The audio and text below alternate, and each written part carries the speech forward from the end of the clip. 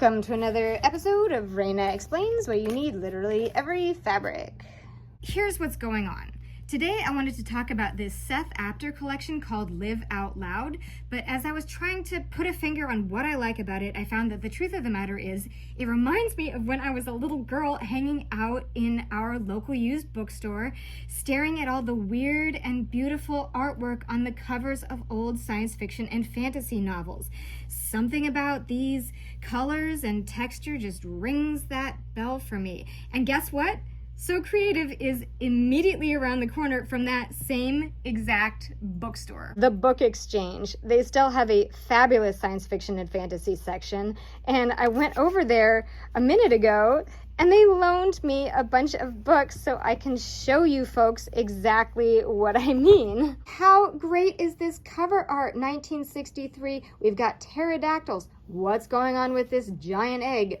I'm getting nervous, and I just have to find out what kind of adventures this bat-winged diva is gonna get into.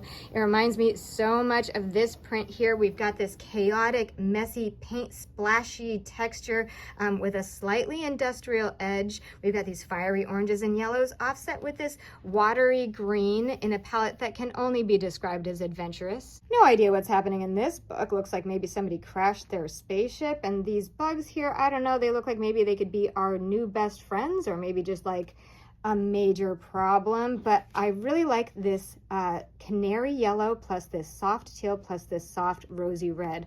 All those colors are very present in this palette for this print here. Those soft teals recede a little bit, so I tossed in this nature story print just to bring them out a little bit. So many interesting textures going on here. I just love how this slightly coppery gold tone is playing off these fuchsia, purpley, magenta-y colors, very similar to what we see going on with this palette here. To me, these textures feel futuristic in like a rugged, urban, millennial Falcon sort of way, and this print makes me think of like mysterious signage in some gritty alien city. And all these teal tones are jiving nicely with this edition of Farewell Summer, quite fitting for this time of year. I mean, don't you kind of want to spend the rest of your summer figuring out what the heck is going on in this book? This really is the print that got me thinking about science fiction. This circle here just looks like Mars to me, or some sort of strange alien moon in some strange alien sky looking down on some sort of strange alien retro-futuristic cityscape. I just want to keep on layering in even more strange and fascinating textures. Here comes some Tim Holtz, always good for strange and fascinating textures.